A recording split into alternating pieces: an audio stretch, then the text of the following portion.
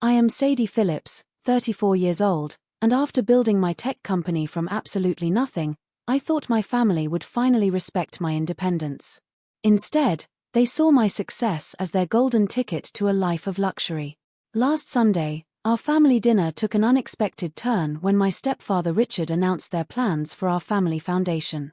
The smile on my face never wavered as I dropped my bombshell. Before I dive into how I turned the tables on my entitled family, drop a comment letting me know where you are watching from. Give this video a like if you have ever had to stand up to family who tried to claim credit for your success. Growing up in Detroit, our working-class family was anything but picture perfect. My parents divorced when I was 16, leaving my mother Linda to struggle as a single parent working double shifts at a nursing home. My father disappeared into his new life with his girlfriend, sending the occasional birthday card but never child support. We lived in a small apartment where I could hear our neighbors arguing through paper-thin walls, and dinner often consisted of whatever generic brand items were on sale that week. While my mother worked her fingers to the bone, I became obsessed with technology. Our ancient computer was a hand-me-down from my mother's workplace, but it opened up an entire world to me.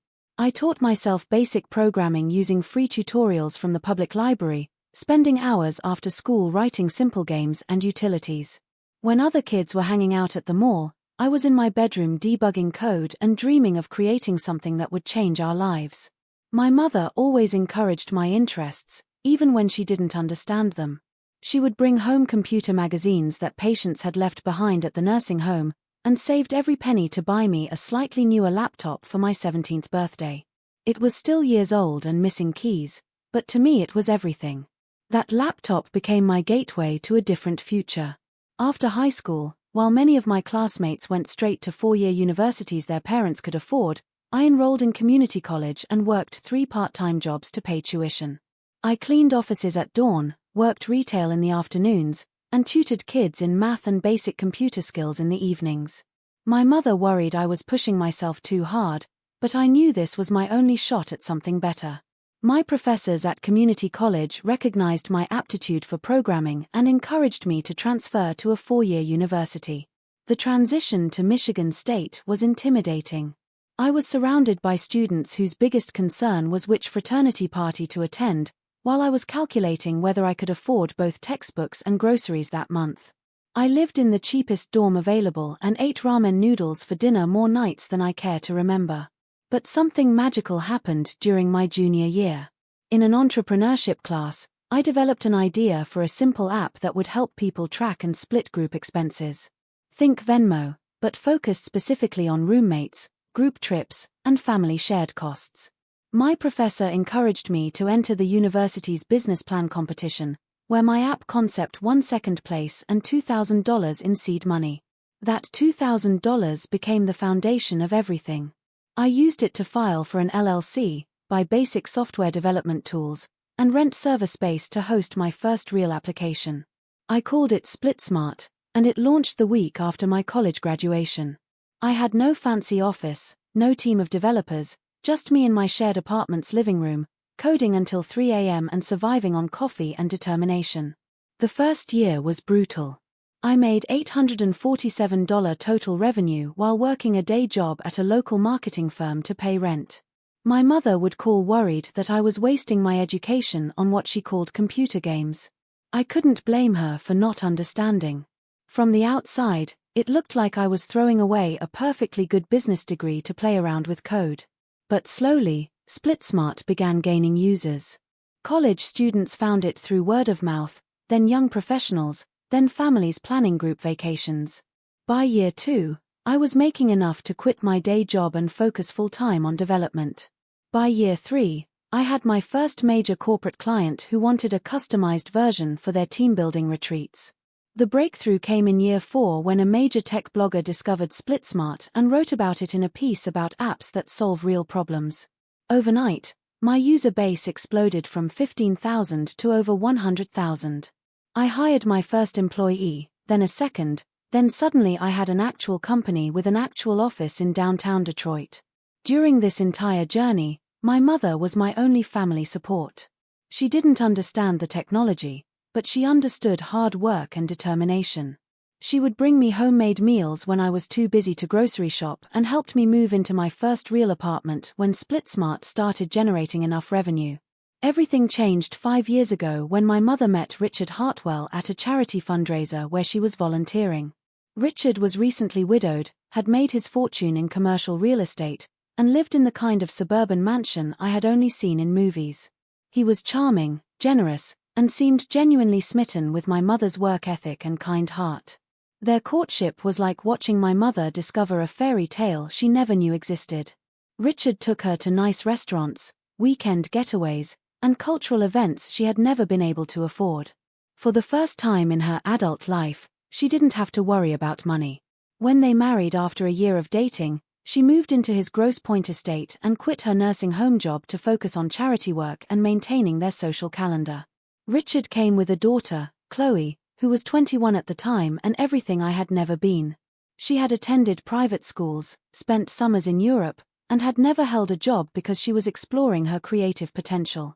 She was studying art history at an expensive private college, changing majors every semester and showing no urgency about graduation since her trust fund would support her regardless. At first, I was happy for my mother. She deserved comfort and security after years of struggle.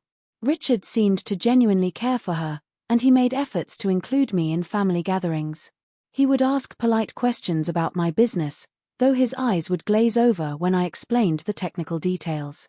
He clearly viewed my little app company as a cute hobby rather than a serious enterprise. Chloe was more openly dismissive. At family dinners, she would interrupt my updates about business milestones to talk about her latest art project or travel plans. When I mentioned hiring employees or landing new clients, she would respond with comments like "that's nice" before launching into stories about her adventures in Tuscany or her plans to spend a semester in Paris studying Impressionist painting. The family dynamic became clearer over time. Richard and Chloe existed in a world where money appeared automatically, where success was inherited rather than earned, and where working for a living was something other people did. They weren't malicious about it, just completely disconnected from the reality most people lived in. Meanwhile, my business continued growing. SplitSmart evolved beyond simple expense tracking to include budgeting tools, savings goals, and integration with major banking apps. We expanded our team to 12 full-time employees and moved into a larger office space with a ping-pong table and free snacks, just like the Silicon Valley companies I had always admired. The success felt surreal sometimes. I would sit in board meetings discussing million-dollar revenue projections, then drive home to my modest apartment where I still cooked most of my meals and shopped for clothes at Target. Unlike Chloe's inherited comfort, my wealth was still new and fragile feeling, built on code that needed constant updating and clients who could disappear if competitors offered better solutions. Last year brought the opportunity one had been working toward since that first business plan competition. Technova Solutions, a major software conglomerate, approached us about an acquisition. They wanted to integrate SplitSmart's technology into their enterprise platform and were offering $15 million for the company. My share would be $7.5 million after taxes and paying out my business partner and early investors. The offer was life-changing money, enough to secure my future and fund any project I wanted to pursue next. But it also meant laying off most of my team and watching the company I had built from nothing become a small feature in someone else's software suite. The decision kept me awake for weeks, weighing financial security against the relationships and culture I had worked so hard to create. I was still wrestling with this choice when my family began implementing their plan to claim a piece of my success. It started subtly, with Richard making comments about keeping wealth in the family and my mother mentioning how nice it would be if our family had shared financial goals. I assumed these were abstract conversations about values, not specific plans for my money. The first concrete sign something was wrong came when my business partner, Marcus, mentioned a strange phone call he had received from my mother. She had called asking about the family's investment in SplitSmart and wondering if Richard needed to sign any paperwork as a family advisor. Marcus found it odd since he knew I had built the company independently, but he had politely explained that all ownership was clearly documented in our partnership agreement. When I asked my mother about the call, she brushed it off as curiosity about my business, but her explanation felt rehearsed. That same week, I noticed Chloe posting Instagram photos from inside a luxury condo, tagging the location as my new investment property. The downtown Detroit address was in one of the most expensive buildings in the city, easily worth $800,000 or more. My concern grew when I started hearing secondhand references to family business plans I knew nothing about. At a networking event, an acquaintance mentioned how exciting it must be to be starting a family foundation with Richard. Another time, someone congratulated me on the family compound project they had heard about from Richard at his country club. Each of these conversations left me confused and increasingly uneasy. I had never discussed a family foundation or compound, yet people seemed to have detailed knowledge about plans involving my money. When I tried to bring these incidents up with my family, they deflected with vague comments about ideas we've been discussing and suggestions to talk more at Sunday dinner. The pressure at work was intensifying as well. Technova was pushing for a decision on their acquisition offer, and my team was starting to pick up on the uncertainty. Employee morale was suffering because nobody knew whether they would still have jobs in 6 months. I needed to either accept the offer and help my team transition, or reject it and commit to growing the company independently. The stress was affecting my sleep, my eating habits, and my ability to focus on daily operations. I found myself snapping at employees over minor issues and obsessing over financial projections instead of the product development that had always energized me. The success I had worked so hard to achieve was becoming a burden rather than an accomplishment. To make matters worse, I started noticing changes in how people treated me professionally. Potential clients would ask probing questions about my family's involvement in the business. Investors who had previously shown interest began hesitating, apparently concerned about unclear ownership structures or family entanglements in my company's operations. One particularly troubling incident occurred when a journalist writing about Detroit's startup scene asked me to comment on rumors that my company was family-funded. The implication was that my success story was less impressive if it turned out I had been bankrolled by Richard's real estate fortune rather than building everything from scratch through student loans and ramen noodle dinners. The damage to my reputation was subtle but real. In the tech world, authenticity matters. Being seen as someone who had taken shortcuts or hidden advantages could undermine years of credibility I had earned through actual results.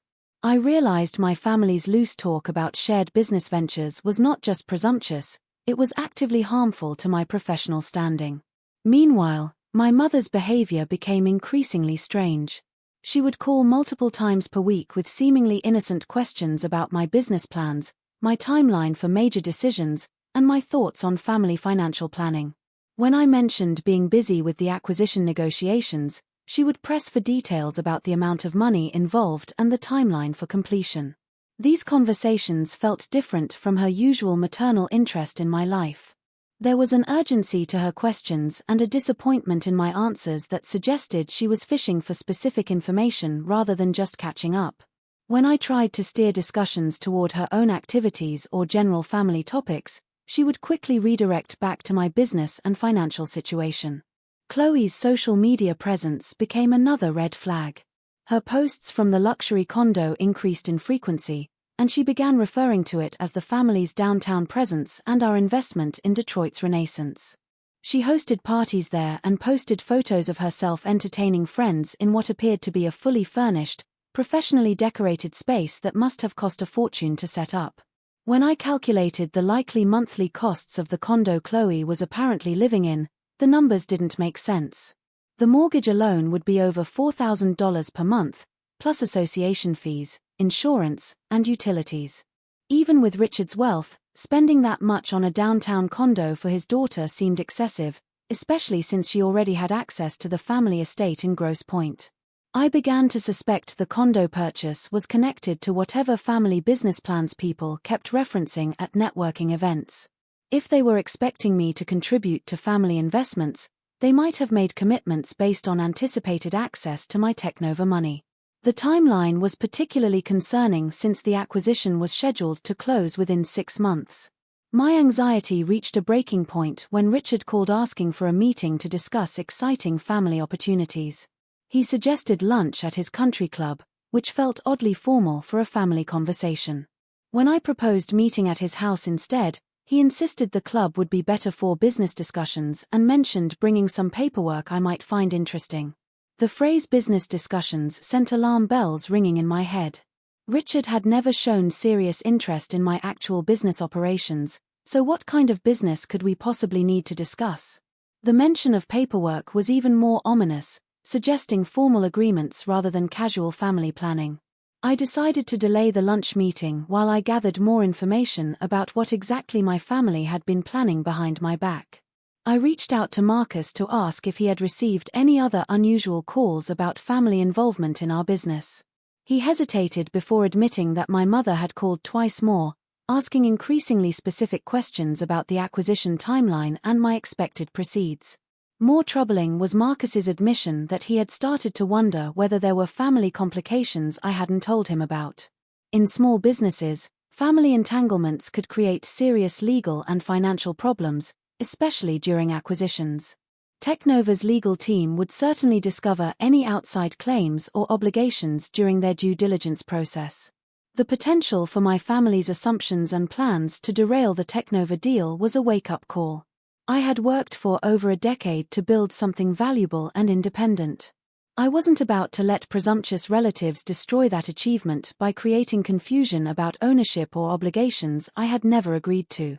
I decided to attend Sunday dinner that week with a new perspective. Instead of being confused by vague references to family plans, I would pay attention to exactly what was being proposed and who had made decisions about my money without consulting me.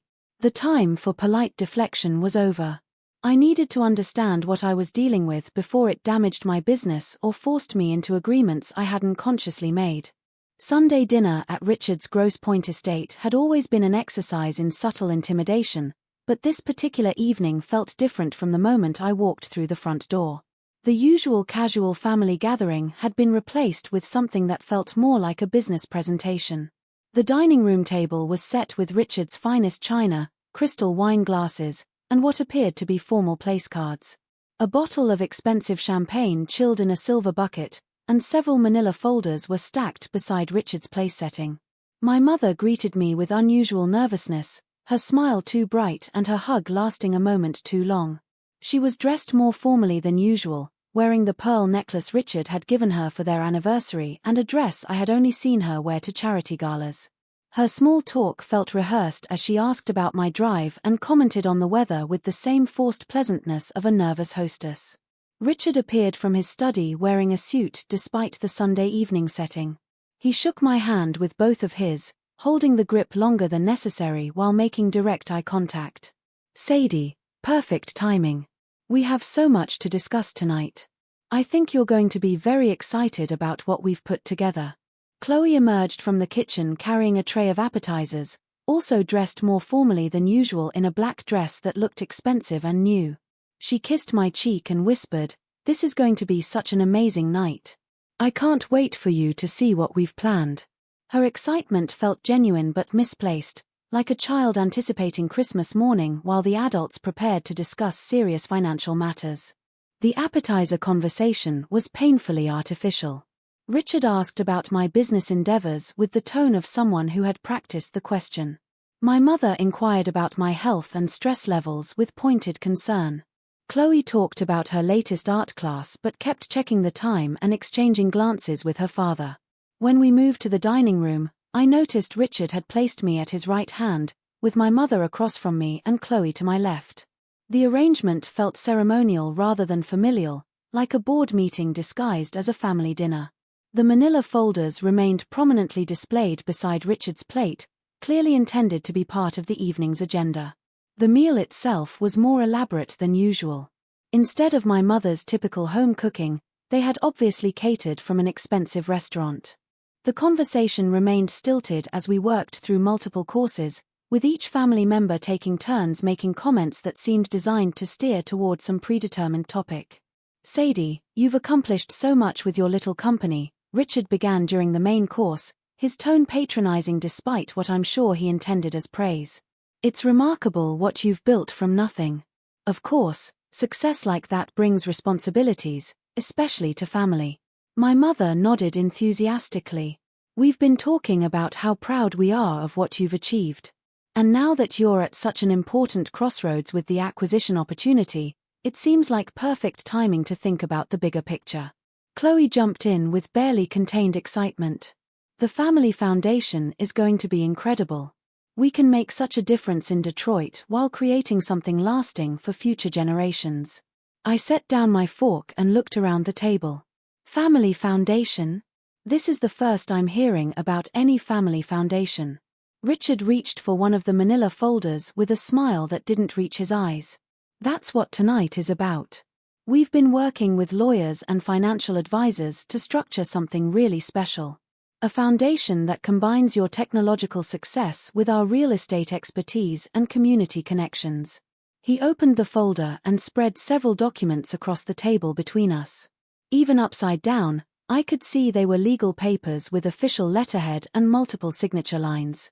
The Hartwell Phillips Family Foundation, he announced proudly. Dedicated to supporting Detroit's economic development through technology initiatives and educational programs. My mother leaned forward eagerly. Richard has been working on this for months. The foundation would start with a $5 million endowment, and we've already identified several projects that could benefit immediately. The presumption was breathtaking. They had created a family foundation, named it after themselves and me, identified projects to fund, and somehow decided I would be contributing $5 million of my own money to their vision. All without ever asking if I was interested in participating. Where exactly is this $5 million endowment supposed to come from? I asked, though I already knew the answer. Chloe clapped her hands together excitedly. From your acquisition money, of course. Richard explained how the timing is perfect because you'll have all this cash from selling your company, and instead of just sitting in some boring investment account, it could be making a real difference in people's lives. Richard nodded approvingly at his daughter's enthusiasm. The tax advantages alone make it an excellent financial strategy. Foundation contributions are fully deductible, and you'd maintain control over how the money gets distributed while building a legacy that will outlast any individual business venture. I picked up the nearest document and scanned the first page. It was a formal foundation charter with my name listed as primary benefactor and board chair. My signature line was highlighted in yellow, clearly indicating where they expected me to sign. The document was dated for next week's date. This is already drawn up for my signature, I observed, keeping my voice level despite the anger building inside me. My mother reached across the table and touched my hand. We wanted to have everything ready so you wouldn't have to worry about the details. Richard's lawyers handled all the paperwork. You just need to sign and transfer the initial funding. The magnitude of their presumption was staggering. They had hired lawyers, created legal documents, and planned a foundation distribution structure based entirely on money I hadn't agreed to give them. Worse, they had scheduled everything around the Technova acquisition timeline, suggesting they had been tracking my business negotiations more closely than I realized. What about my business partner Marcus? I asked. The acquisition money is split between us. Did you factor that into your calculations? Richard waved dismissively. We assumed you'd work that out. $5 million still leaves you with plenty for your personal needs. The casual way he dismissed my business partnership and assumed I would manipulate the acquisition to fund their foundation revealed how little they understood or cared about my actual situation.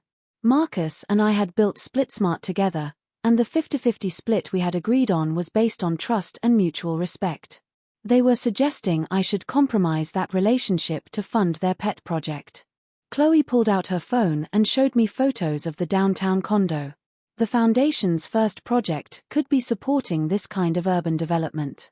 I've been living there for 3 months now, and it's perfect for hosting events and meetings with potential donors. The pieces suddenly clicked into place. Chloe hadn't bought an investment property with her trust fund money. She had moved into an expensive condo expecting the family foundation to cover the costs. Her social media posts about family investments and our downtown presence weren't aspirational, they were based on the assumption that my money would eventually pay for her lifestyle upgrade. How much is the monthly cost for that condo? I asked directly. Chloe looked uncomfortable for the first time that evening. Well, it's not just my personal space. It's going to serve foundation purposes too. The monthly costs are about $6,000 with everything included, but that's really an investment in our community presence. $6,000 per month. For a condo she had been living in for 3 months, expecting my future business sale to cover the costs retroactively. The math was simple. They had already committed $18,000 of my money without asking permission, and they expected me to sign legal documents to formalize their access to millions more. My mother sensed my growing anger and tried to redirect the conversation. Sadie, try to see the bigger picture. This foundation isn't about money, it's about family legacy. Everything you've accomplished becomes more meaningful when it's part of something larger than individual success. The irony was overwhelming. I had spent my entire adult life building something from nothing, working multiple jobs to pay for college, coding until 3 a.m. in my shared apartment, and gradually growing a company through pure determination. Now that my hard work was finally paying off, they wanted to reframe my individual success as a family achievement that should naturally benefit everyone. Richard opened another folder and spread out what appeared to be architectural drawings. Phase 2 of the foundation would involve purchasing land for a family compound. Nothing ostentatious, just a place where we can all live comfortably while working on foundation projects. The drawings showed a massive estate with multiple buildings, a private lake, and enough space to house several families in luxury. The property value had to be in the tens of millions, making my $5 million foundation contribution seem like just the down payment on their larger vision. This is assuming the foundation becomes successful and grows beyond the initial endowment, Richard continued smoothly. But we wanted you to see the long-term potential of what we're building together. I stared at the architectural plans and felt a cold realization wash over me. They hadn't just planned to spend $5 million of my money on their foundation. They had envisioned a future where my business success would permanently subsidize their lifestyle through an ever-expanding series of family projects and investments. The condo was just the beginning. The foundation would lead to the compound, which would require ongoing maintenance and staffing. They probably assumed I would continue building and selling companies to fund whatever vision they developed next. In their minds, my entrepreneurial abilities had become a family asset to be managed and directed according to their priorities. What if I don't want to start a family foundation? I asked quietly. The question seemed to catch them off guard. They exchanged glances before Richard answered with forced patience. Sadie, we're family. Family supports each other. Everything you've accomplished has been possible because of the foundation of love and support we've provided. The rewriting of history was breathtaking. Richard had entered my life 5 years ago when my company was already successful and growing. My mother had been supportive, but she had been working double shifts at a nursing home while I built SplitSmart from nothing. The idea that their foundation of love and support had made my success possible was not just wrong, it was insulting to the years of struggle I had endured alone. Chloe's expression darkened when she realized I wasn't automatically agreeing to their plan. I already told my friends about the foundation projects. And I had to put deposits down on the condo and some of the other initiatives. If you back out now, it's going to be really embarrassing. The entitlement was staggering. She had made financial commitments and social announcements based on my money, and she was framing my reluctance as a betrayal rather than recognizing her presumption. In her world, family money was communal property, and my individual success naturally belonged to everyone. My mother tried a different approach, her voice taking on the wounded tone she used when she felt I was being ungrateful. After everything Richard has done for this family, I can't believe you would hesitate to participate in something so meaningful. He's opened his home to you, treated you like his own daughter, and now he's sharing his expertise to help you build something lasting. The manipulation was subtle but clear. Any reluctance to fund their foundation would be framed as ingratitude toward Richard's generosity and a rejection of the family unity he had created through his marriage to my mother. They were using my love for my mother and my desire to maintain family harmony as leverage to access my money. I looked around the table at their expectant faces. These people had spent months planning how to spend my money, creating legal documents for my signature, and making financial commitments on my behalf. They had involved lawyers, architects, and financial advisors in developing a foundation I had never heard of until this moment. The calm that had settled over me was similar to what I felt during difficult business negotiations. When the stakes were high and emotions were running hot, I had learned to step back and think strategically rather than reactively. This was clearly such a moment. I need to see all the documents, I said calmly. And I need a complete breakdown of every financial commitment that's been made on the assumption I would participate in this foundation. Richard smiled, apparently interpreting my request as capitulation. Of course. Transparency is important in family business matters. He handed me a thick folder containing incorporation papers, tax documents, and what appeared to be a detailed budget for the foundation's first 5 years of operation. As I flipped through the pages, the scope of their planning became clear. They had identified specific Detroit properties to purchase, outlined staff hiring plans, and budgeted for everything from office space to catering costs for foundation events. The $5 million initial contribution was just the beginning. Their projections showed annual funding requirements that would consume most of my acquisition money within 3 years. More disturbing were the personal benefits built into the foundation structure. Richard was designated as executive director with a 6-figure annual salary. Chloe was listed as community outreach coordinator, also with a generous salary despite having no relevant experience. My mother was slated to oversee event planning with her own compensation package. They had created a family business funded by my money but structured to provide them with permanent income while giving them control over how the funds were distributed. I would contribute the capital but have equal board voting rights with 3 people who shared a household and clearly coordinated their positions. The foundation was essentially a mechanism to transfer my wealth to my family while maintaining the appearance of charitable giving. The tax advantages Richard had mentioned would benefit me, but the real beneficiaries would be family members who would draw salaries and direct spending according to their priorities rather than mine. This budget shows significant personal compensation for family members, I observed, pointing to the salary section. My mother looked slightly embarrassed, but Richard answered without hesitation.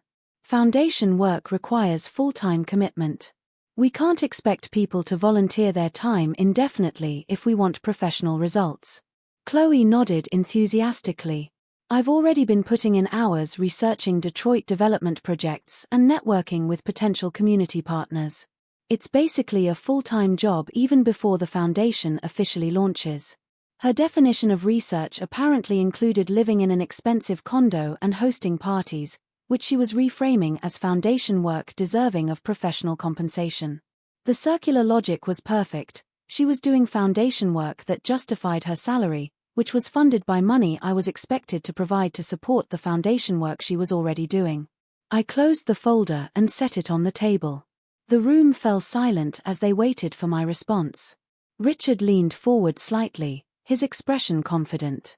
My mother's hands were clasped tightly in her lap, her knuckles white with tension. Chloe was practically vibrating with anticipation. This is very thorough, I said carefully. But there's something I need to tell you about the Technova acquisition. Their faces lit up with excitement, clearly expecting me to announce that the deal was finalized and their foundation funding was secured. I've decided not to sell to Technova, I continued. In fact, I've decided to move SplitSmart to Austin and scale the company independently. I won't be receiving acquisition money to fund any family foundations. The silence that followed was profound. Richard's confident expression slowly transformed into confusion, then disbelief. My mother's face went pale as she processed what I had said. Chloe's mouth fell open, her excitement replaced by something approaching panic. "You're joking," Richard finally said, his voice strained. "The Technova deal was worth millions. Why would you walk away from that kind of money?" "Because I realized the acquisition would mean laying off my team and losing control of the company I built," I replied. "I'd rather grow SplitSmart on my own terms than optimize for a quick payout." It was partially true. I had been having serious doubts about the acquisition, particularly the impact on my employees who had helped build the company. But the complete truth was more complex. Discovering my family's presumptuous plans had clarified what really mattered to me, and it wasn't maximizing exit value at the expense of everything else. Chloe recovered first, her voice rising with desperation. "But what about the foundation? I've already made commitments." People are expecting this to happen. What people? I asked directly. Who exactly have you made commitments to? She gestured vaguely. Friends, potential partners, the condo management company. I signed a 2-year lease assuming the foundation would cover the costs. The admission was damning. She had signed a 2-year lease on an expensive condo, committing roughly $144,000 of my money without asking permission. Her research and networking had involved making legally binding financial obligations on my behalf. My mother found her voice, though it came out as barely a whisper. Sadie, you can't be serious. This foundation means everything to Richard. He's been planning it as his legacy project. The revelation was telling. This wasn't about supporting Detroit's development or creating educational opportunities. It was about Richard's legacy project, funded by my money but carrying his name and vision. I was supposed to provide the capital while he received credit for the philanthropic impact. Richard's composure finally cracked. You're making a serious mistake, Sadie. The acquisition money could set you up for life. Instead, you're choosing to stay tied to a small company with limited growth potential. His assessment revealed how little he understood about my business or my motivations. SplitSmart wasn't a small company with limited potential. It was a growing platform with expanding market opportunities and a team I had personally trained and developed. The acquisition would have been financially beneficial, but walking away wasn't a mistake, it was a choice to prioritize long-term growth over short-term gain. More importantly, Richard's focus on setting me up for life exposed the fundamental misunderstanding between us. I had already set myself up for life through years of hard work and smart business decisions. I didn't need his financial advice or approval to make choices about my own company and career. What about all the legal work that's been done? Richard continued, gesturing toward the foundation documents. The lawyers, the accountants, the time that's been invested in this project. I looked at the stack of papers bearing my name and signature lines. Did I ever agree to this foundation? Did anyone ask if I wanted to participate before hiring lawyers and creating these documents? The question hung in the air unanswered because we all knew the truth. They had planned the entire foundation based on assumptions about my money and obligations they believed came with family membership. My actual consent had been irrelevant to their process. Chloe's panic was escalating. What am I supposed to do about the condo? I can't afford the lease payments without foundation support. That sounds like something you should have considered before signing a 2-year lease, I replied calmly. Maybe you could find roommates to help with costs, or speak to the management company about breaking the lease early. My suggestion that she solve her own financial problem like any other adult seemed to shock everyone at the table. In their world, Chloe's poor decisions naturally became family problems requiring collective solutions, preferably funded by whoever had the most available money. Richard stood up abruptly, his face flushed with anger. I can't believe this is how you're choosing to treat family. After everything we've done to include you, to make you part of something bigger than yourself. The accusation was rich with irony. They had included me by spending months planning how to access my money without consulting me. They had made me part of something bigger by creating legal documents with my name and financial obligations. Their version of inclusion involved my resources but not my input or consent. My mother was crying now, tears streaming down her face as she looked back and forth between Richard and me. Please don't let this tear our family apart. There has to be a way to work this out. I felt genuinely sorry for her distress, but I also recognized the manipulation inherent in framing my boundary setting as family destruction. They had created this conflict by making financial assumptions and commitments without my agreement. I was simply refusing to subsidize their presumption. Mom, I love you, I said gently. But I won't be funding any family foundations or covering Chloe's condo lease. These are decisions you all made without consulting me, and the consequences belong to the people who made them. Richard slammed his hand on the table, making the crystal glasses jump. This is unbelievable. Do you have any idea how much money we've already invested in this foundation? The legal fees alone were $15,000. I stared at him in disbelief. You spent $15,000 on legal fees for a foundation I never agreed to participate in? How is that my responsibility? Because you're family, he spat. And family means shared obligations and mutual support.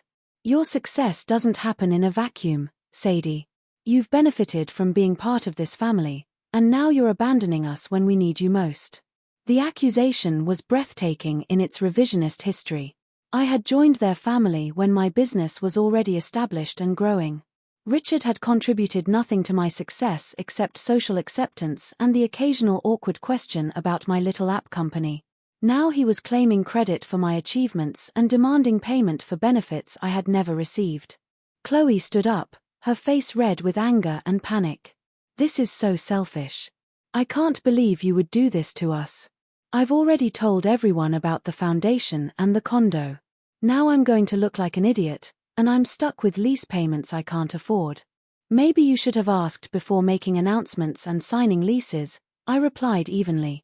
Most adults don't make financial commitments based on other people's money without permission.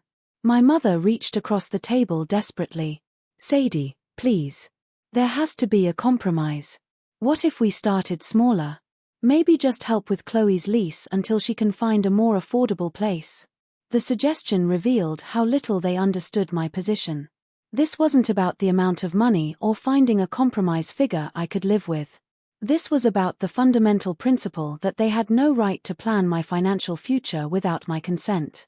The amount isn't the issue, Mom, I explained patiently. The issue is that you all made decisions about my money without asking me. You hired lawyers, signed leases, and made social commitments based on assumptions about what I would agree to. Richard sat back down heavily, his expression shifting from anger to something that looked almost like panic. You don't understand the position this puts us in. We've made commitments to people. The foundation has already been announced to potential donors and community leaders. The admission was revealing. They hadn't just planned privately among themselves. They had made public announcements about the foundation and my participation, probably to enhance Richard's social standing and demonstrate the family's wealth and civic engagement. My refusal would embarrass them publicly, which might explain the desperate urgency of tonight's presentation. What exactly have you announced, and to whom? I asked. My mother and Richard exchanged uncomfortable glances before he answered reluctantly. I may have mentioned the foundation at a few charity events.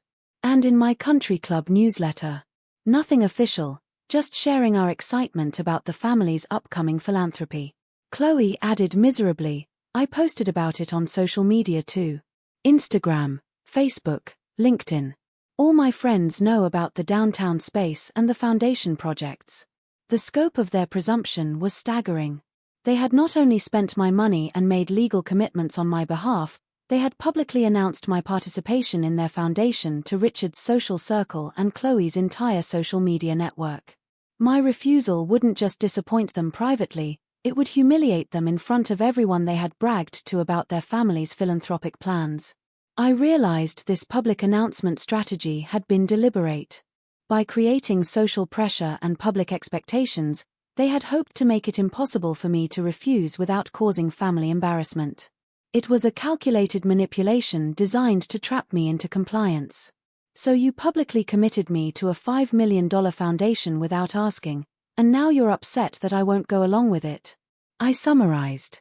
The question hung in the air because they couldn't deny the basic facts. They had created a public relations problem by announcing plans they had no authority to make, and they expected me to solve their embarrassment by giving them millions of dollars.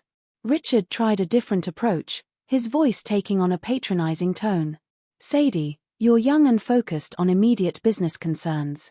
But building generational wealth requires thinking beyond individual companies.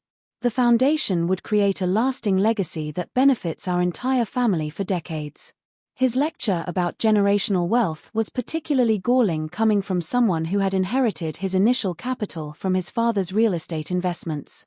Richard's version of building wealth involved leveraging family money across multiple generations, which was exactly the kind of inherited privilege I had worked my entire life to avoid needing.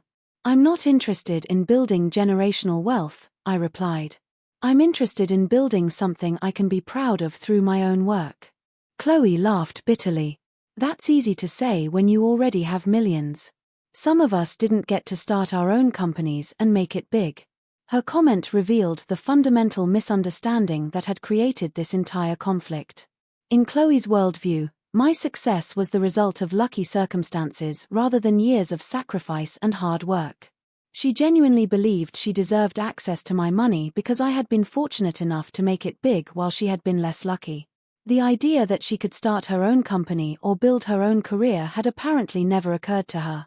In her mind, success was something that happened to other people, and wealth was something that should be shared among family members regardless of who had earned it. Chloe, you're 26 years old with a college degree and no responsibilities, I pointed out. If you want financial independence, you have every opportunity to build it yourself. It's not that easy, she protested. The economy is terrible, and jobs don't pay enough to live on. Not everyone can just start a tech company and get lucky. Her dismissal of my success as luck was infuriating, but also illuminating.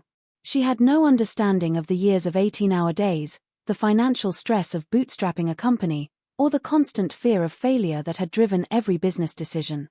In her mind, I had simply gotten lucky with a tech idea, and now I was selfishly hoarding the windfall instead of sharing it with family.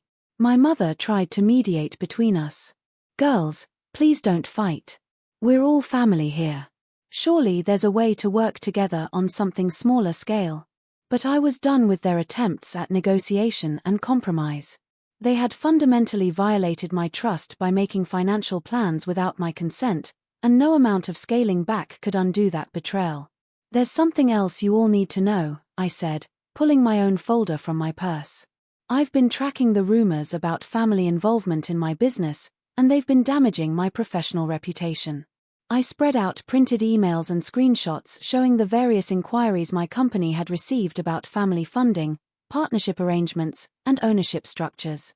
Technova's legal team started asking questions about family entanglements in my business. Other potential clients have hesitated to work with us because they think there are complicated family dynamics affecting our operations. Richard looked genuinely surprised. I had no idea our discussions were affecting your business relationships. They weren't discussions, I corrected. They were assumptions and announcements made without my knowledge or consent. And they've created enough confusion that I've had to hire a lawyer to document my sole ownership of SplitSmart and clarify that no family members have any claims on the company. The mention of hiring a lawyer seemed to sober everyone at the table. Legal involvement suggested I was treating this as a serious business matter rather than a family disagreement that could be resolved through negotiation and compromise.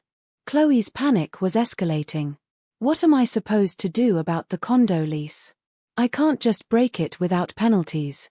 You could get roommates, I suggested. Or find a subletter. Or speak to your father about helping with the costs since this was planned as a family foundation project. All eyes turned to Richard, who looked distinctly uncomfortable. Well, my assets are tied up in long-term investments and estate planning. It's not easy to access liquid capital quickly. The admission was telling.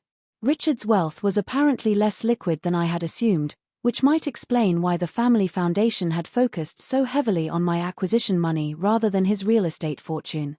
They needed cash, not asset appreciation, and my business sale represented immediate liquidity they couldn't access elsewhere. So the foundation was always dependent on my money? I asked. Richard hesitated before nodding reluctantly. Your acquisition timing was perfect for the foundation's launch. Our other assets are in property and long-term investments that would be costly to liquidate. The truth was finally emerging. This hadn't been about including me in family philanthropic activities or building something together. It had been about accessing my liquid cash to fund projects they couldn't afford with their own assets. The foundation was a mechanism to transfer my money to their priorities while maintaining the appearance of family cooperation. My mother was crying harder now, her makeup smearing as she looked between Richard and me.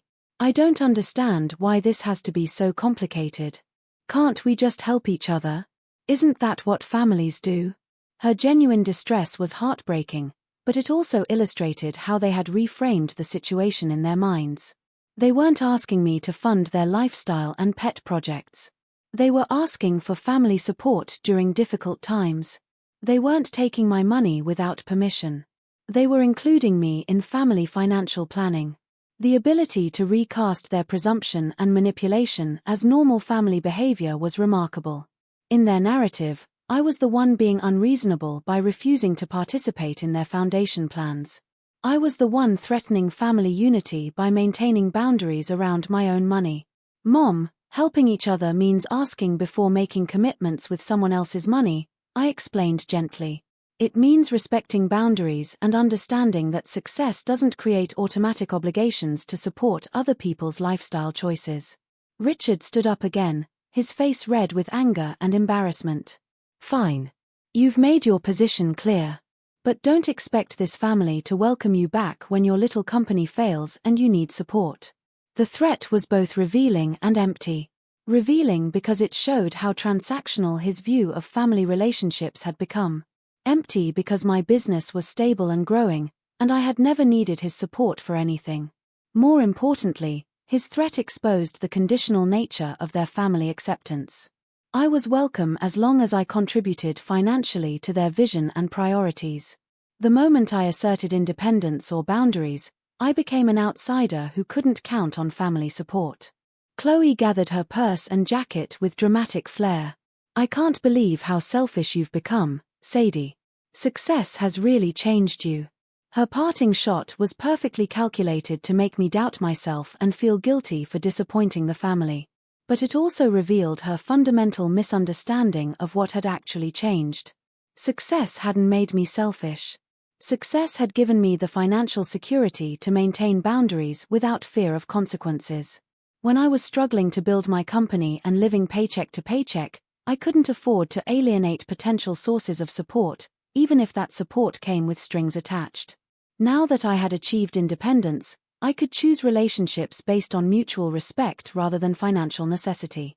After Chloe stormed out and Richard retreated to his study, I found myself alone with my mother, who was still crying quietly into her napkin. The formal dining room felt cavernous and cold with just the two of us surrounded by the remnants of their failed presentation.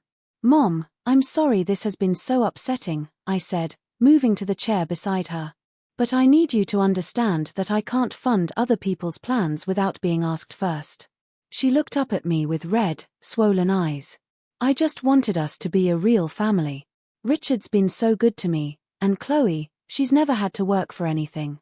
I thought maybe if we all had a project together, something meaningful. Her explanation revealed the deeper motivation behind the foundation plan. My mother had been trying to create family unity through shared purpose, using my money as the catalyst for bringing everyone together around common goals. In her mind, the foundation wasn't about accessing my wealth, it was about building family bonds. But her approach had been fundamentally flawed because it was based on financial dependency rather than genuine connection. True family relationships couldn't be purchased with foundation funding or sustained through economic entanglement. The very fact that she felt the need to engineer family unity through my money suggested the relationships were already strained. Real families respect each other's autonomy, I said gently. They ask permission before making commitments with each other's resources. They support individual success rather than trying to control or redirect it. My mother nodded slowly, though I wasn't sure she fully understood the distinction. Her experience with family had been shaped by financial struggle and the constant fear of not having enough. Richard's wealth had eliminated those fears, but it had also created new pressures around maintaining lifestyle and social status. In her world, family members with resources naturally supported those without, and questioning that obligation was selfish. The idea that I might want to control my own financial decisions was foreign to her experience of family relationships. "What happens now?" she asked quietly. It was a fair question. The evening had fundamentally changed our family dynamic, and there was no easy path back to the casual Sunday dinners and holiday gatherings we had maintained for the past 5 years. Too much had been said, and too many assumptions had been exposed for us to simply pretend the foundation plan had never existed. "Now everyone deals with the consequences of their own decisions," I replied. "Chloe figures out how to handle her lease. Richard explains to his country club friends that the foundation plans have changed. And I focus on growing my company without worrying about family expectations. My mother looked stricken. But we'll still be family, right? You'll still come to Sunday dinners? The question broke my heart because it revealed how little she understood about what had happened. They had treated me as a financial resource rather than a family member, making plans that assumed my money and obligations without considering my autonomy or preferences. The damage to our relationship wouldn't be healed by continuing to show up for dinner as if nothing had changed. I need some time to think about what family means to me, I answered honestly. Tonight has made it clear we have very different ideas about boundaries, respect, and mutual support. I gathered my things and headed toward the door, leaving the foundation documents scattered across Richard's dining room table. As I walked through the house where I had attended dozens of family gatherings, I realized I was seeing it differently now. The expensive furnishings and artwork that had once impressed me now looked like the stage set for tonight's performance, carefully arranged to intimidate me into compliance with their financial plans. The drive home to my modest apartment was a relief. My small space with its simple furnishings and lack of pretension felt more authentic than Richard's mansion with its calculated displays of wealth and status. I had chosen my lifestyle based on my preferences and values, not on what would impress other people or establish my place in some social hierarchy. As I poured myself a glass of wine and sat by my window overlooking the city, I reflected on how the evening had clarified my priorities. The Technova acquisition had been tempting because of the financial security it would provide, but I realized I already had security. I had built a sustainable business with loyal clients and dedicated employees. I didn't need an acquisition to prove my success or provide for my future. More importantly, I had learned something valuable about family relationships and boundaries. Love and support couldn't be purchased or engineered through financial entanglements. Real family bonds were built on mutual respect, honest communication, and genuine care for each other's well-being and autonomy. The foundation plan had failed not because I was selfish or ungrateful, but because it was based on assumptions rather than agreement, manipulation rather than partnership. They had tried to solve their financial needs and social aspirations by accessing my money, but they had destroyed trust in the process. Over the following days, I was bombarded with texts, calls, and emails from various family members trying to salvage some version of their original plan. Richard sent formal business proposals with reduced funding requirements. Chloe alternated between guilt trips about her lease situation and angry accusations about my selfishness. My mother called daily with increasingly desperate compromise suggestions. Each communication reinforced my decision to maintain boundaries. They still weren't asking what I wanted or needed. They were negotiating for access to my money while framing their requests as family obligations. The amount had changed, but the fundamental dynamic remained the same. My success created automatic responsibilities to fund their lifestyle and projects. I finally sent a group text explaining that I wouldn't be participating in any family foundation, covering anyone's lease payments, or attending Sunday dinners until everyone accepted that my money wasn't available for their plans. The response was swift and predictably negative, with accusations of abandoning family and choosing money over relationships. The irony was perfect. They accused me of choosing money over family while simultaneously demanding that I choose their financial needs over my own autonomy. In their minds, my refusal to fund their lifestyle was evidence that I cared more about money than relationships, despite the fact that they had reduced our relationship to a financial transaction. 3 weeks after the disastrous dinner, I made a decision that felt both terrifying and liberating. I accepted an offer to relocate SplitSmart to Austin, where the tech scene was growing rapidly and several of my employees had expressed interest in moving. The decision wasn't driven by my family situation, but their pressure had clarified how much I valued independence and the ability to make choices without external manipulation. The move would also provide physical distance from the ongoing drama and pressure campaigns.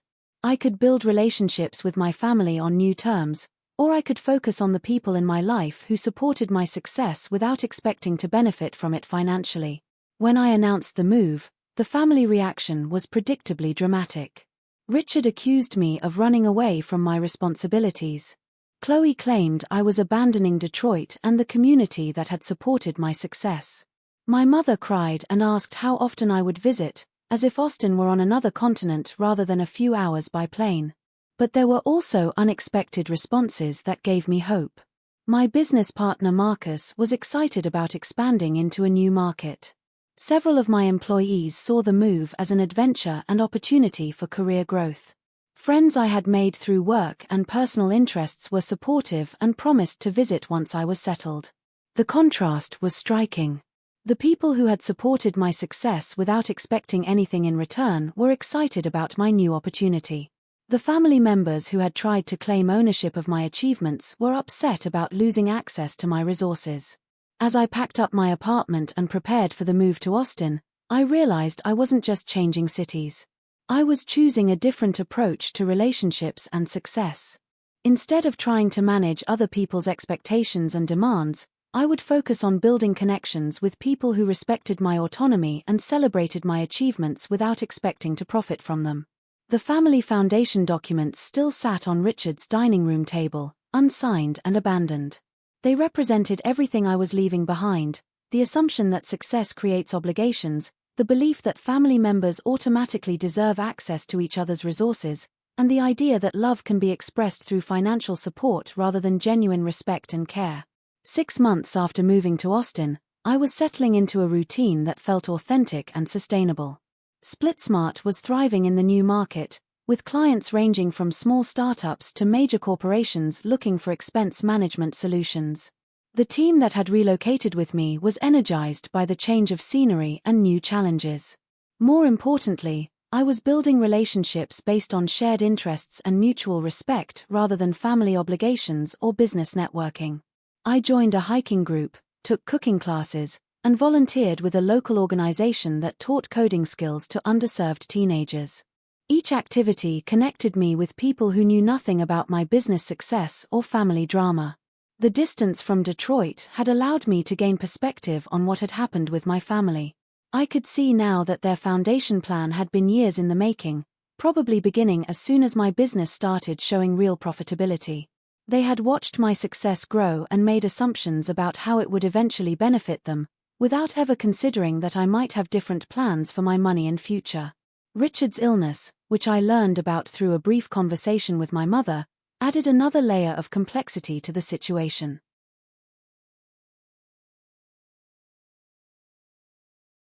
He had been diagnosed with pancreatic cancer shortly before the foundation dinner, which explained the urgency and desperation behind their plan. They had known his time was limited and wanted to establish the foundation as his legacy project before he became too sick to manage it. The illness didn't excuse their manipulation and presumption, but it did help me understand the emotional stakes that had driven their behavior. They had seen my acquisition money as the perfect solution to create something meaningful in Richard's final years, without considering the impact on my business relationships or personal autonomy. When Richard passed away 8 months after our confrontation, I returned to Detroit for the funeral. The service was large and formal, filled with business associates and country club acquaintances who spoke about his real estate success and community involvement. Several people mentioned the foundation he had been planning, always with a puzzled look when they realized it had never materialized. Chloe looked older and more serious than I remembered. She had found roommates for the downtown condo and was working as a marketing coordinator for one of Richard's former business partners. The job wasn't glamorous, but it was providing her with income and experience that had been missing from her previous lifestyle. My mother seemed smaller somehow, diminished by grief and the loss of the security Richard had provided. She hugged me tightly at the service and whispered apologies for how things had ended between us.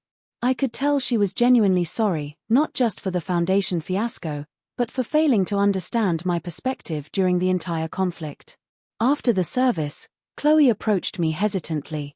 "I owe you an apology," she said, her voice quiet and serious. "I've learned a lot about managing my own finances over the past year. I had no idea how hard it was to actually earn money and make it last. What we did to you was wrong." Her apology felt genuine, backed by real experience rather than social pressure to reconcile. She had faced the consequences of her financial decisions and learned skills she had never needed while living on her trust fund and expecting family support. "I appreciate that," I replied. "How are you managing with everything?" She smiled ruefully. "It's been hard, but good hard. I actually like having a job and earning my own money. I never understood why you were so protective of your business until I started having to work for everything myself. The conversation was healing in a way I hadn't expected. Chloe's acknowledgement that she had been wrong, combined with her genuine understanding of what independence required, offered hope for rebuilding our relationship on healthier terms. My mother and I had several difficult but necessary conversations during my week in Detroit. She admitted that she had been so focused on creating family unity that she had ignored my individual needs and boundaries. The foundation plan had been her idea as much as Richard's, born from her desire to see all of us working together on something meaningful. I thought if we had a shared purpose, we could be the kind of close family I always wanted, she explained. But I realize now that closeness can't be forced or bought. It has to grow from genuine respect and care.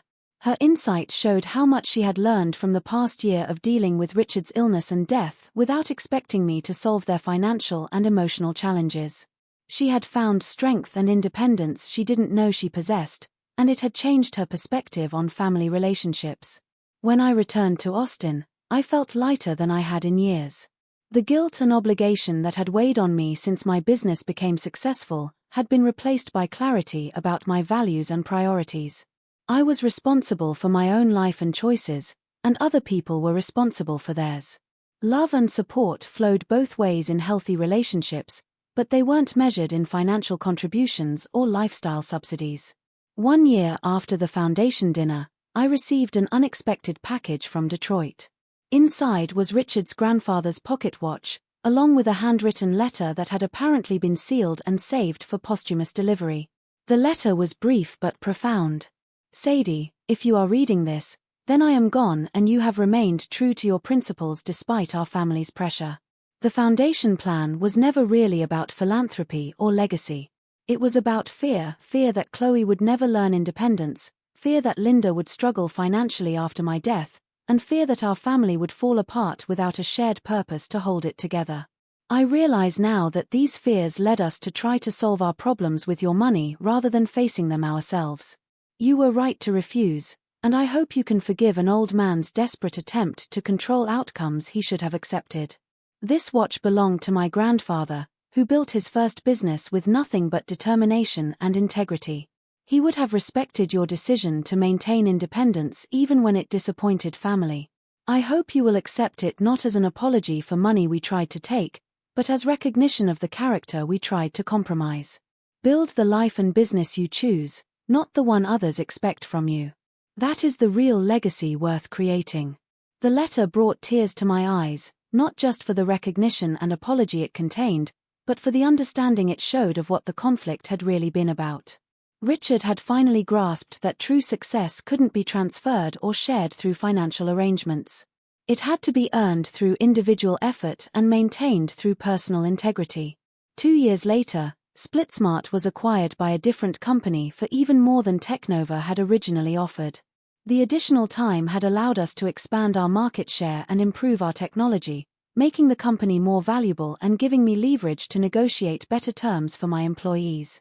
With the acquisition money, I did start a foundation, but one focused on providing coding boot camps and entrepreneurship training for first-generation college students.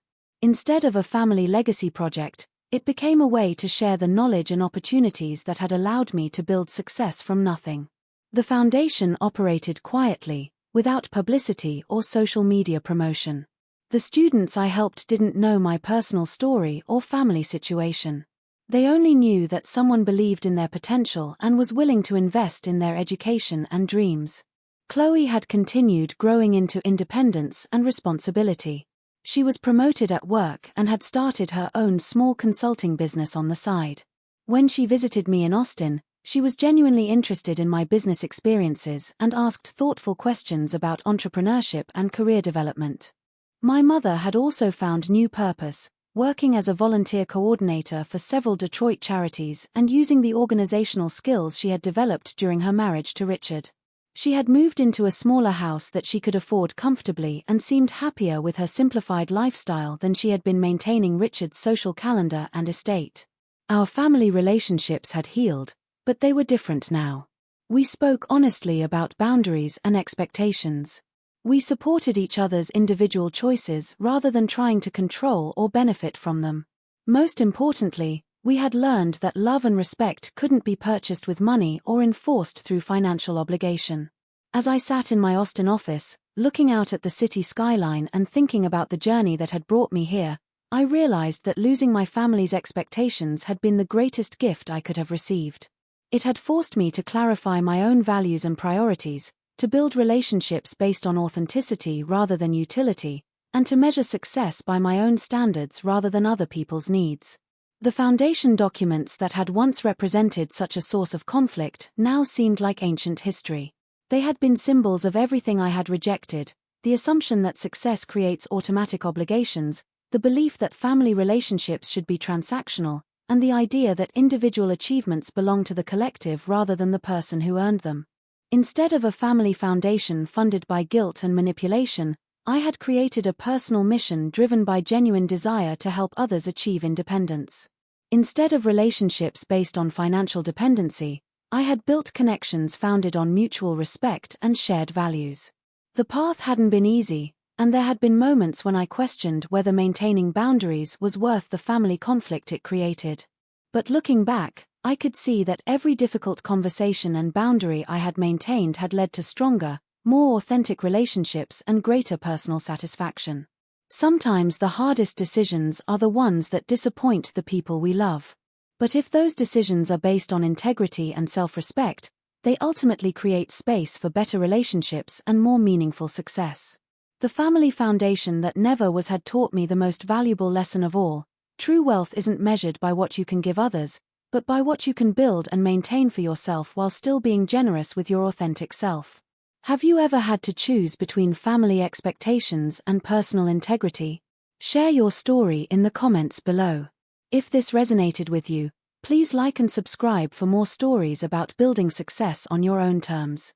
Remember, you can love your family and still maintain boundaries around your hard-earned achievements.